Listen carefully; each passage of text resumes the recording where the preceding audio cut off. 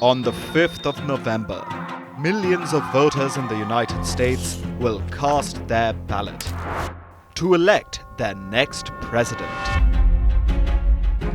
However, there's a catch. The world's oldest democracy does not hold elections which can be considered as the easiest to understand. In fact, the American voting system is quite complicated. Now, most democracies in the world follow something that's called the popular vote, where voters directly cast their ballots to a political party or leader. It's a direct transfer of the vote from the voter to whoever is on the ballot. But the United States does not follow this. In fact, it's the only democracy in the world that has an indirect voting system called the Electoral College.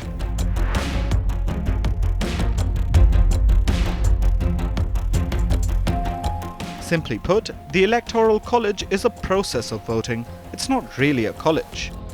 It was established in 1787 AD and was included in the US Constitution by the Founding Fathers. The Electoral College is basically the selection of electors who are called delegates. On the 5th of November, when Americans will queue up to vote, they won't actually be voting for their next president. Instead, they'll actually be voting for delegates who represent their respective states, and these delegates will then vote for the president. So, how does the Electoral College work?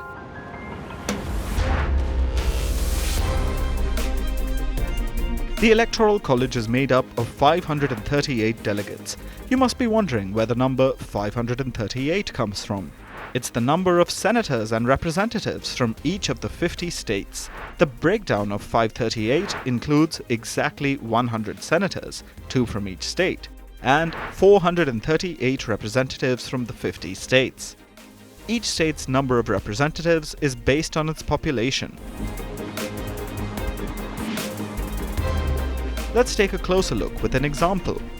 California and Texas are the 2 most populous states, and so they have a higher number of representatives.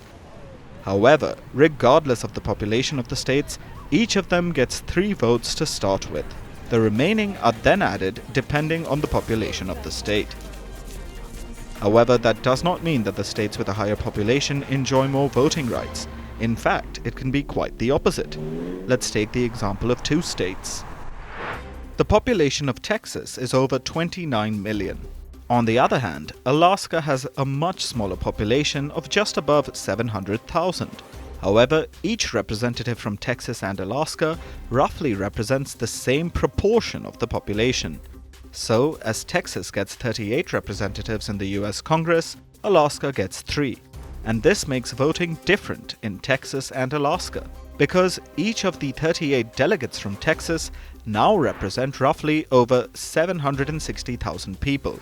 Meanwhile, each delegate from Alaska represents over 250,000 people. Basically, it takes 760,000 people from Texas to get 1 vote, but it just takes 250,000 people from Alaska to get that same 1 vote. So the vote in Alaska can be considered a lot more influential. When Americans go to polls in November, they aren't exactly voting for the president directly, but their state's representatives, whether that's Democrat or Republican. And then these delegates give their votes to the presidential candidate from their party. Whichever candidate then wins the majority in a state, no matter how big or small it may be, wins all the electoral votes of that state. And in total, to win the race to the Oval Office, a candidate must win 270 and more votes across 50 states. So when Americans say this, I love her. I am so glad to see a presidential nominee who is youthful and joyful, and I think that reflects right back onto the Democrats.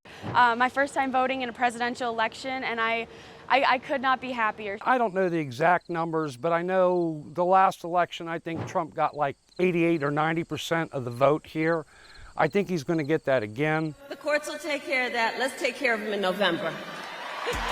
what they really mean is that they will vote for the delegates who represent their political party. and then those delegates will vote for the presidential candidate from their respective parties. Kamala, you are fired! You're fired! Get out! Get out! It's time to turn the page. However, the delegates don't have to necessarily vote for the candidate that the population wants to give its vote to. In fact, electors are free to vote against the wishes of the people, and this is despite having been elected as a delegate by the voters. So, with how complex the electoral system is, should the US continue with it or adapt the much simpler popular voting system?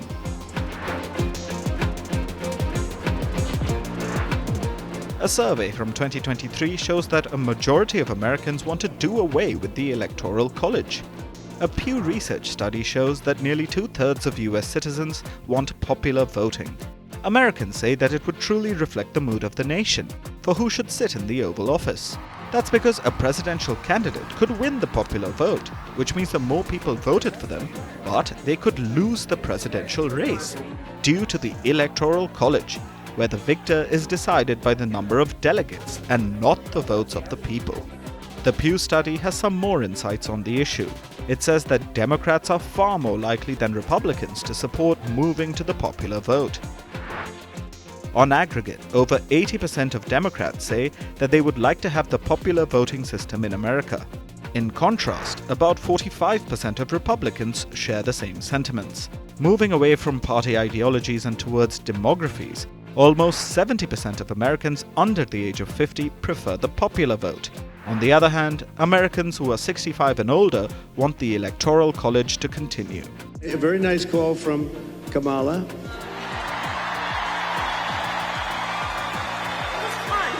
The current system allows a candidate to lose the popular vote but still win the Electoral College.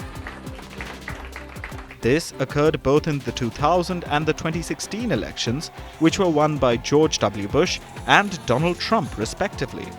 However, the only way to change the Electoral College would be through a constitutional amendment. But amending the Constitution is a Herculean task. The last time it was done was in the year 1992, and it was about raising salaries for congressional lawmakers. So, for now, it looks like Americans will have to keep voting using the Electoral College to elect their president.